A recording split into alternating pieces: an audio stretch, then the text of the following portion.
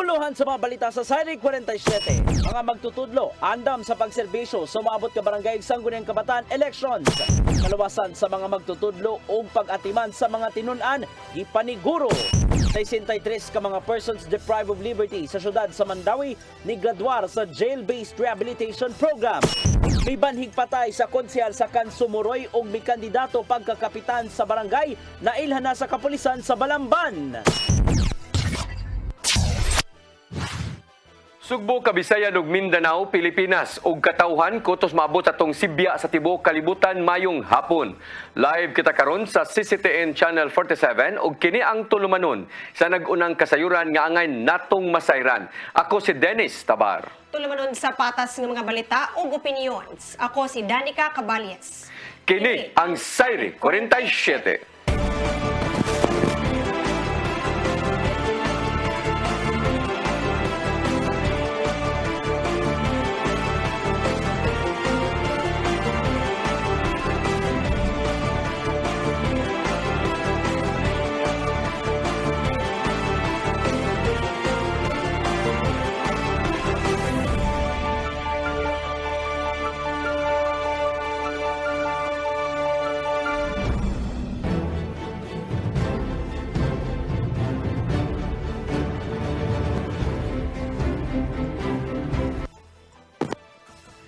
Karon sa kumpletong detalye sa atong mga balita, kaluwasan sa mga magtutudlo o pag-atiman sa mga tinun-an, padayong gisiguro sa Department of Education kung DepEd 7. Alang kini sa hapsay nga pagpahigayon sa nakaduol na nga barangay o sangguniang kabataan elections. Ang kasayuran ihatod ni Gian Navarro. Padayong nakig-alayon ang Department of Education 7 ug ang Commission on Elections alang sa pagpahigayon sa barangay ug sangguniang kabataan elections ni Buwana. So sa ka-news forum nitong Martes, gibutyag ni Regional Director sa Luciano Jimenez nga gipaubos na sa training ang di mo menos sa 30,000 ka mga magtutudlo lukop Central Visayas. Sila ng voluntaryong mualagad karong Oktubre 30 isip mga sakop sa Electoral Board. Ilabi na nga hangtod 10,000 pesos ga honorarium ang ilang madawat tax-free. Kung adunay mga Board of Election Inspectors di nang kabanay kandidato usab sa eleksyon, i-assign sila sa laing dapit. Anaa hinuon ang kapulisan o kasundaluhan alang sa kaluwasan na usab sa mga magtutudlo. We also had a meeting with our superintendents to closely monitor even the schedule of orientations of our teachers who will be serving during the election. Ato yun ang ipaklaro kanusa. Gisiguro sa dila nga di maapektuhan ang klase sa mga tinun-an karong gamiton ang mga classrooms isip voting precincts. Adunay patumang blended learning din ang mga tinun-an hatagan og modules aron makapadayon silang pagtuon. So we also welcome the idea that some of the polling centers will be in malls. But in fact, in Cebu, there is one mall who will also be used as as a polling center. Nakigalayon usab ang DepEd 7 sa Department of Public Works and Highways alang sa paspas nga pag-repair sa mga classrooms nga giguba human sa katalagman. Kini aron adunay igong gidaghanon sa voting precincts sa igong mudagsa na ang mga botante sa umaabot. Gian Navarro, CCTN News. Nakigalayon ang Kapitolyo sa pipila ka mga ahensya sa gobyerno alang sa itukod nga one-stop shop sa mga nag-unang palaliton. Mato ni Gobernador Gwendolyn Garcia nga kini mao ang tabang sa Cebu Provincial Government karong nagkamahal na ang mga palaliton karon. Planong ibutang ang maong one-stop shop sa matag lungsod aron makapalit ang mga kabus og tag 25 pesos matag kilo nga NFA rice. Makigalayon ang Kapitolyo sa NFA, DTI, DOLE o DA alang sa katumanan sa ilang one-stop shop.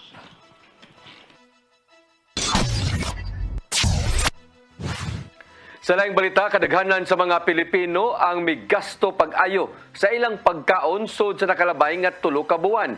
Kini ang nakita nga latest survey sa Pulse Asia. Ang kasayuran ihatod ni Gian Navarro. Nakita sa ulat ng Bayan Survey sa Pulse Asia nga 95% sa mga Pilipino ang mas nigasto sa ilang pagkaon sud sa nakalabayng 3 ka buwan. Sa mong gidaghanon, mabot sa 83% ang sagad nila na malit og bugas humay. samtang 61% usab ang nakapalit og non-rice food items. Ana usab sa 62% sa mga Pilipino ang mibayad og bill sa kuryente sa ilang panimay. 22% usab ang migasto aron makapatubil sa ilang sakyanan.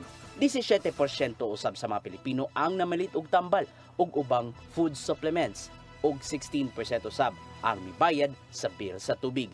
Samtang 15% ang migasto alang sa LPG kun gas, 13% sa pamlete ug 4% sa cellphone load. Gitubag kini sa 1,200 ka mga respondents lukop nasod sukad September 10 ngadto na sa 14. Nakahigayon sa pagpili ang mga respondents og top 3 nga sagad nilang gigasto sud sa nakalabay 3 ka buwan. Gian Navarro, CCTN News. Gihimakak sa Cebu Port Authority ang pasangil sa Cebu City Government kalabot sa giingong gitukod nga 20-story building sa South Road Properties. Matod sa gipadalang pamahayag nga ang gipangangkon sa syudad nga adunay nagpadayon nga katukuran sa building nga walay permit sa Office of the Building Official. Wala sila'y kasamtangang giplano nga tukuron o ibutang duol sa palibot sa kumpanya maritima. Bisan pa man nga dunay desisyon nga gipagawas ang korte nga iya sa CPA ang kumpanya maritima. Gisulayan og kuha sa CCTN News Team ang habig sa CPA kalabot sa tinguha sa syudad nga magpasaka og kaso. Apada nagdumili una kini sa paghatag og dugang tubag. Iauhag ni Konsehal Joel Garganera ang Cultural and Historical Affairs Commission o gingon man si Mayor Michael Rama nga ipatuman ang City Ordinance 2582. Kini kabahin sa pagpanalipod sa heritage site dinhi sa Dakbayan sa Sugbo. Ang kasayuran ihatod ni Sherissa Mayoy. Giawag ni Cebu City Councilor Joel Garganera ang Cultural and Historical Affairs Commission (CONCHAC) ug ni Cebu City Mayor Michael Rama nga maimplementar na gyud ang City Ordinance 2582 sa pagproteher sa mga heritage sites. Ang maong ordinansa nga gipasar sa konseho niadto pang 2022 nga giduso ni Garganera.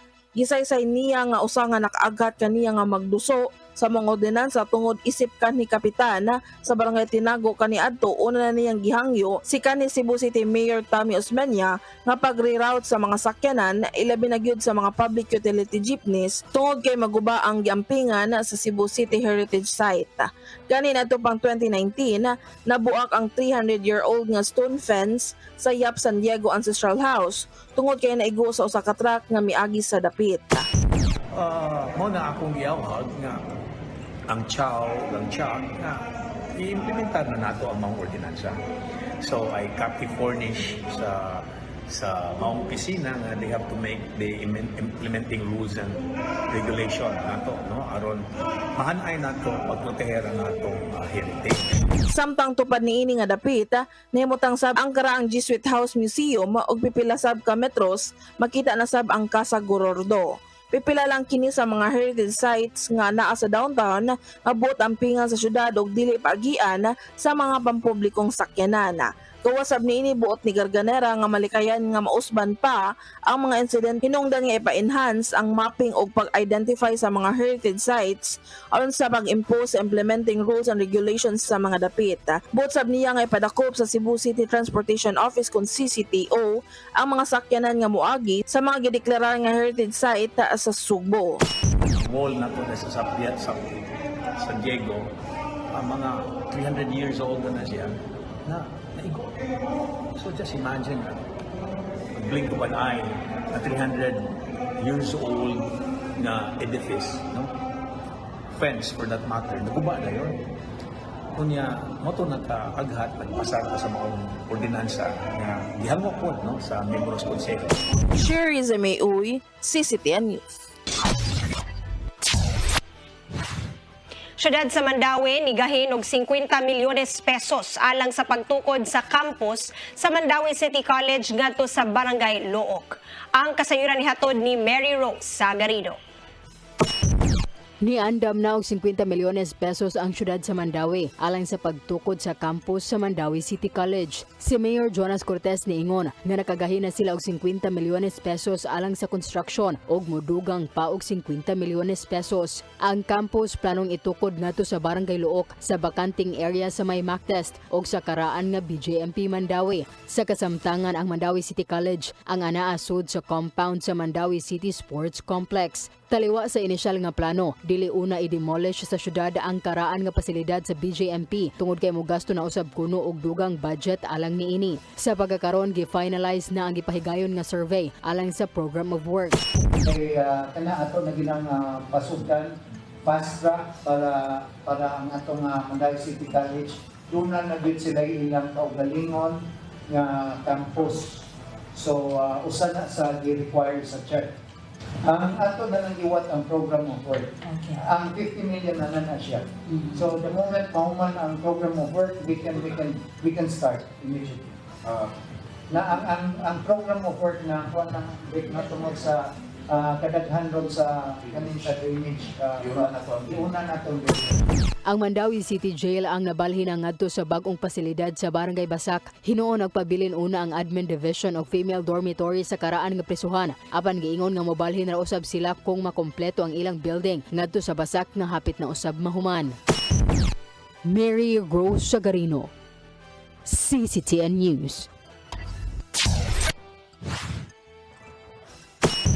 Musunod, 63 ka mga piniriso sa Mandawi City ni graduar sa Jail-Based Rehabilitation Program.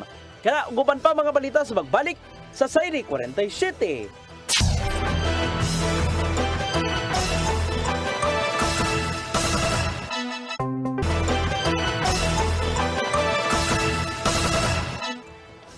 Balik sa ato mga balita, moabot sa 63 ka mga piniriso sa Dakbayan sa Mandawi ang nigraduar sa Jail-Based Rehabilitation Program. Ang uban gamiton sa pagpangita o panginabuhian kung makagawas na sila sa pasilidad. Ang kasayuran ihatod ni Mary Rose Sagarino.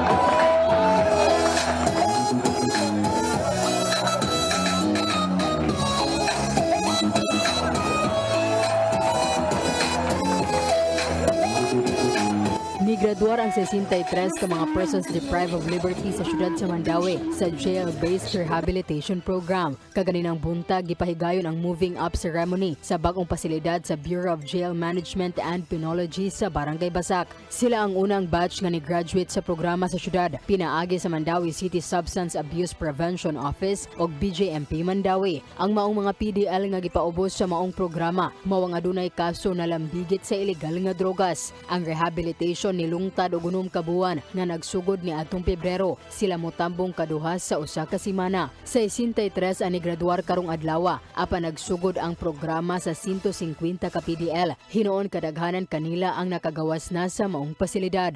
Usa sa nigraduar mao si Edward Monroy, 48 anyos, lumad nga tagalungsod sa Bourbon. Napriso siya ni atong Nobyembre ni aging tuig tungod sa paghupot og ilegal nga drogas ug nakagawas sa prisuhan ni agirang buwan. Nibalik siya sa pasilidad aron sa graduation ug madawat ang certificate. Siya planong mobalik sa trabaho isip driver sa usa ka bus. Wa ko maabot diri, wa ko kaamgo nga unsa ka paitay isod diri sa sud.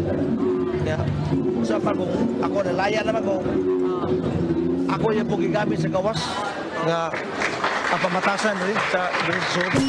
Nang hinaot ang dakbayan sa Mandawi nga pinaagi sa maong programa, makatabang kini sa pagbag-o sa huna-huna sa mga PDL, samtang anaa sila sa pasilidad. May ma-live na ninyo ba other than you sharing karon a common experience? First batch madasigon. Karon tawgon na pud mo na mong mga warriors diri sa Mandawi City. So, may nabutang na ninyo sa kasing-kasing na padayon jud ko ani. Balag man yung mga kauban diri na comfortable na mo diri. Ang real challenge is life outside the jail. So, naadiri si syudad, naadiri si Maxaco nga matabang o reintegrate ninyo dito in the real world. Tagaan mo na mo, i-capacitate mo na mo, tagaan mo na mo og opportunity to apply for jobs. para dili na mo mobalik diri. Laing batch na usab sa mga PDL nga adunay kaso sa ilegal nga drogas ang ipaubos sa programa. Mary Rose Sagarino, CCTN News. Misaad si Senador JV Ejercito sa pagtabang sa Kapitolyo alang sa tukuron niini nga bagong Capitol Building sa lungsod sa Balamban. Kini mo'y gitugan sa senador human nga nangayo kaniya og tabang si Governor Gwendolyn Garcia. Suma ni Ejercito nga mutabang siya sa pagpondo sa tukuron nga karsada paingon sa bagong Capitol Building. Kini isip pagpasalamat sa senador ngadto sa mga Sugbuanon gumikan sa iyang nadawat ka suporta sa miaging eleksyon. Bago kami nagpunta rito, nag-usap kami sa Kapitolyo. Meron siyang plano maganda na pag-transfer sa Kapitolyo. Sabi niya, sana matulungan niyo ako dito, lalo doon sa infrastructure, sa kalye papunta sa bagong mga Kapitolyo. Senador JV Ejercito naninguha nga mapasar ang mga karta for barangay health workers kini aron paghatag og insakto nga benepisyo ngadto kanila. Ang kasayuran ihatod ni Patch Anthony Inso. Tinguhan ni Senador JV Ejercito nga mapasar sa Kongreso ang Magna Carta for Barangay Health Workers kun BHWs. Kini magitataw ni Ejercito ato siyang pagtambong sa BHW Summit din sa Sugbo nga gipahigayon sa IEC Convention Center. Suma sa senador nga tuyo sa pagpasar nini mo aron paghatag og insaktong benepisyo ngadto sa mga BHWs. Matod ni Ejercito nga kini importante human nga nagsilbi nga mga bayani ang mga BHWs gumikan kay sila mo'y foot soldiers sa mga kabarangayan. Siyam na taon, ang ating mga BHW serve as our own soldiers. Di ba? No? Underpaid. Underpaid pa kayo? Underpaid but overworked. Na talagang voluntary, nasa puso ang pagtulong. Minsan outside of their duty, nakikiusap tayo, mga mayor dito. Tulungan nyo kaming disseminate information ang mga BHW ang nakakatulong. Ubos sa gisugyot nga Magna Carta for BHWs hatagan og just compensation ang mga BHWs itandi karon nga nagdawatan lang sila og honorarium o allowance gikan sa Kapitolyo. Nasalan nga mokabat sa 5,000 ang gihatag nga allowance sa Cebu Provincial Capital ngadto sa mga BHWs sa probinsya. Gawas niini tagaan usab sila og security of tenure aron dili na sila mabalaka nga mataktak sa serbisyo o galing mailisan ang ilang kapitan. At pangalawa, yung security of tenure. Di ba, yan ang problema natin. Pag nagbago ang kapitan, pati ang BHW pinapalitan. Sayang mga training natin. Sayang yung knowledge at yung skills natin. Patch Anthony Inso, CCTN News. Mga barangay health workers sa probinsya sa Sugbo makadawat og tag 6,000 pesos nga incentive gikan sa Kapitolyo karong Disyembre. Kini mao ang gipahibalo ni Gobernador Gwendolyn Garcia atol sa ilang panagtapok. Ang kasayuran nihatod ni Gian Navarro. Isip tabang sa Cebu Provincial Government ngadto sa mga barangay health workers, makadawat sila og tag 6,000 pesos nga insentibo karong Disyembre. Kiniuman nga gidugangan ni Gobernador Gwendolyn Garcia og 1,000 ka pesos gikan sa naandan nga 5,000 pesos nga incentive. Tungod nini, gitahasan ni Garcia ang mga BHW nga mutabang sa uban pa mga programa sa Kapitolyo. Unanta sa inyong monitoring sa atong African Swine Fever na protocols. Unanta sa atong sab kay kamo may akong secret army lagi. Kining ato niyang babuyan sa tugkaran ang atong clean and green tabang mo diha, ha? Kini may gipaibaw ni Garcia ato sa pagsaulog sa ika-15 nga anibersaryo sa Barangay Health Workers of Cebu Province Incorporated. Din gitambungan kini sa kapin 9,000 ka mga barangay health workers sa managlahing lungsod.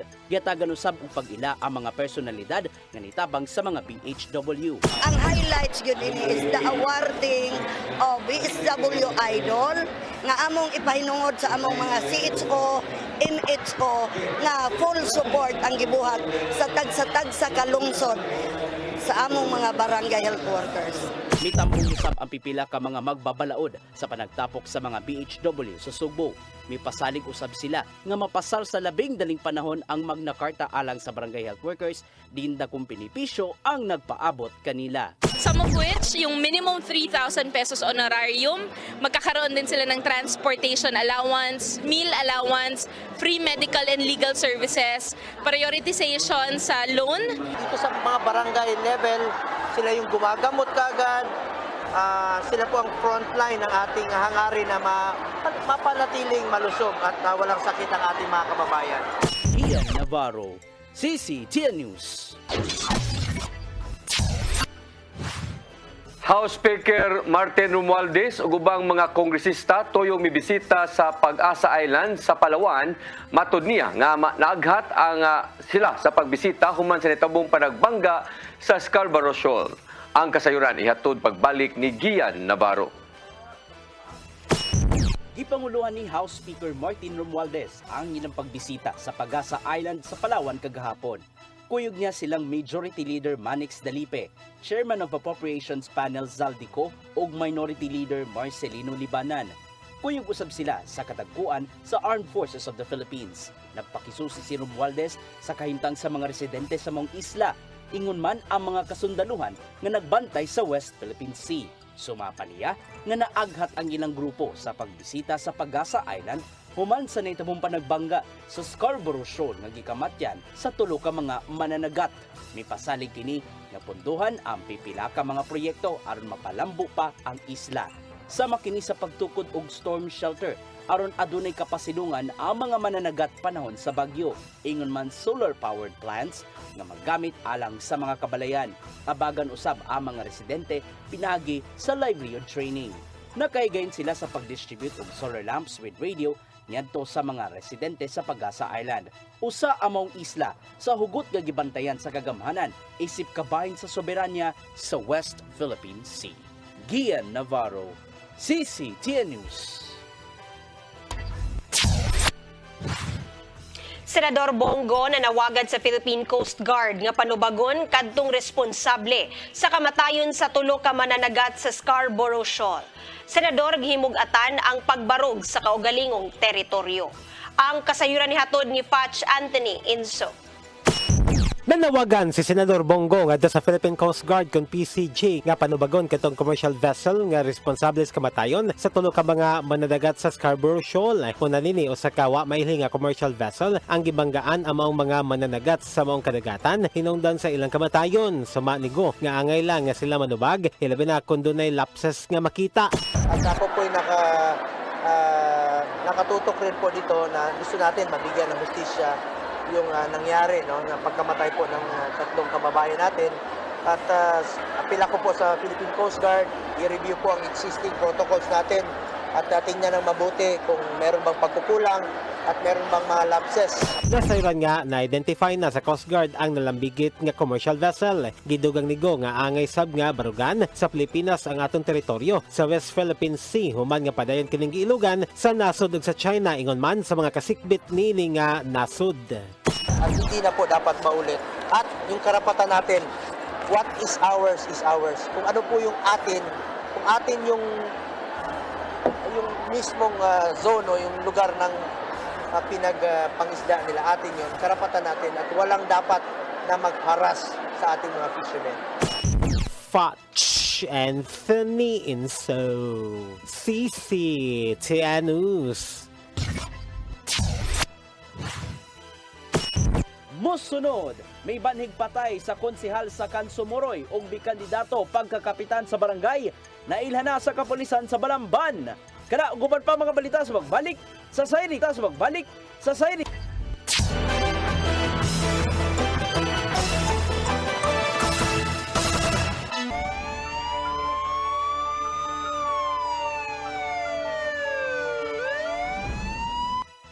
Balik sa atong mga balita, Balamban Police Station doon na giila nga responsable sa pagbanhig patay sa konsehal nga kandidato sa pagka-barangay kapitan didto sa Kansumuroy. Matod sa pasyonang investigasyon nga mga sakop sa gun for hire ang namusil sa biktima. Ang kasayuran ihatod ni Arnold Bustamante. Nailhana sa kapulisan sa lungsod sa Balamban ang responsable sa pag-ambush patay kan Kansumuroy konsehal Anastasio Pacquiao, 60 anyos, dito sa Barangay Prensa sa Maong Lungsod kini base sa pamahayag sa mga saksi ug kuha sa CCTV camera. Mato ni Police Lieutenant Colonel Glenn Hife, Chief of Police sa Baramban Police Station, nga doon ni mga record ang mga suspitsado sa nang buhatan gari doon na kini mga pending warrant of arrest nga wala lang una niya hinganli apan iyang giklaro nga mga gun for hire ug silingan rasab kini sa maong lugar.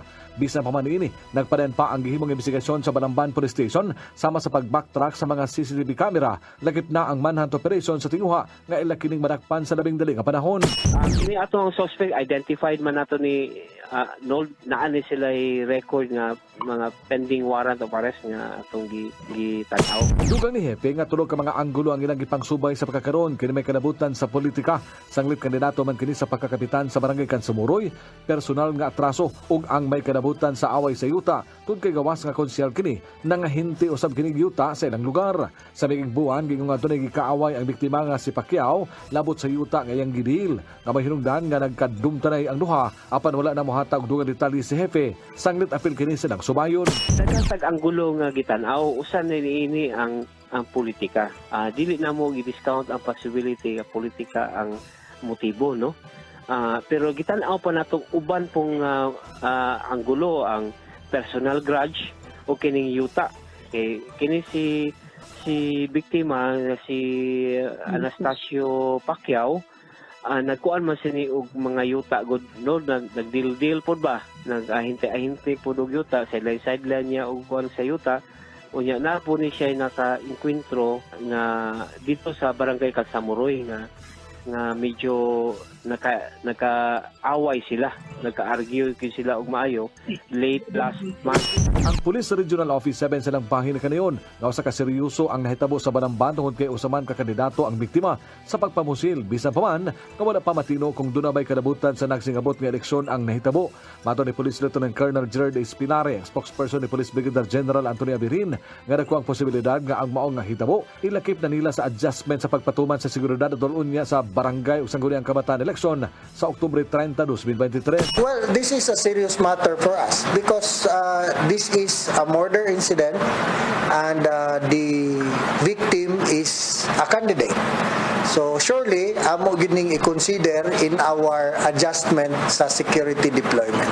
Mimando matod pa si General Abirin sa kapulisan sa probinsya Sugbo lakip na sa Balamban Police Station nga pangitaon sa labing dali nga panahon ang mga suspitsado nga nagpusil patay sa konsehal. Tungod sa bawang insidente matod ni Pilare nga doon himuon nga reassessment sa security sa probinsya Sugbo bisan pa man nga nakahanay na ang ilang deployment unya sa mga personnel apan angayan kini nga tukion sa sunod nga Regional Joint Security and Control Center meeting uban sa Commission on Election kung COMELEC. Well, as of now, naa naman tay deployment, no, sa mga probinsya, especially in Cebu province, but we will have to reassess.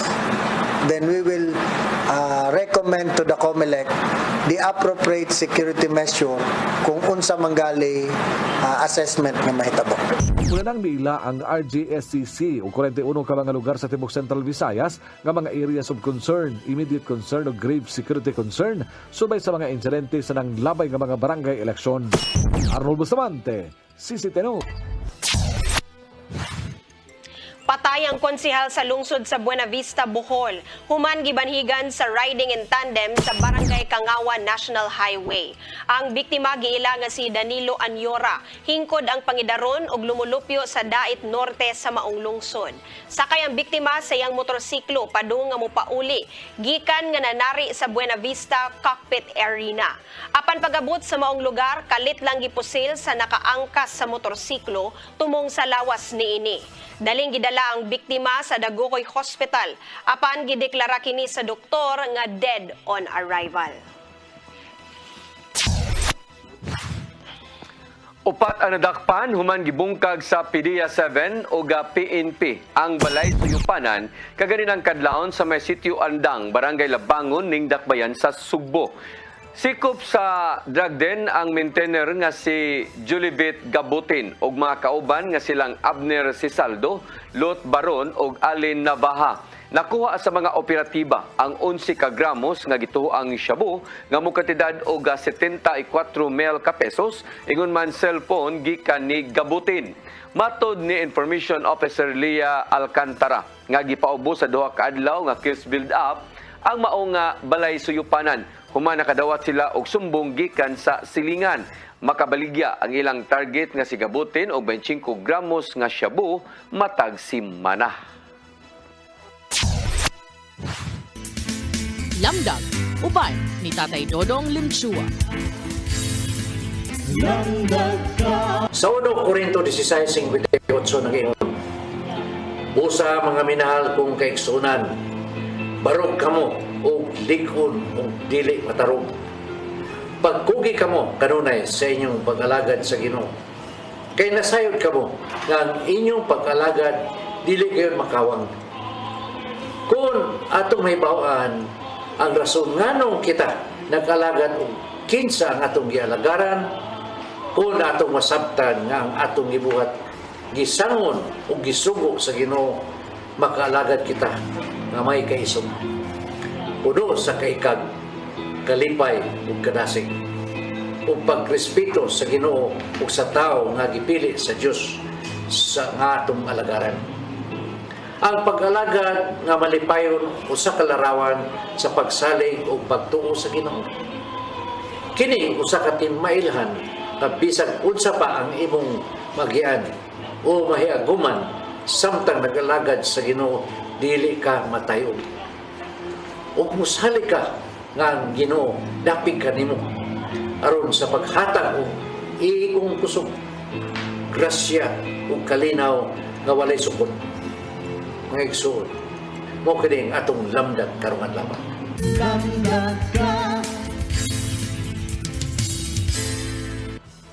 Mo kadto naglangkob sa atong mga balita sa Sairi 47. Ako si Dennis Tabar. Ako si Danica Caballes. Hangtod Lunes pohon sa inyong paboritong tulumanon.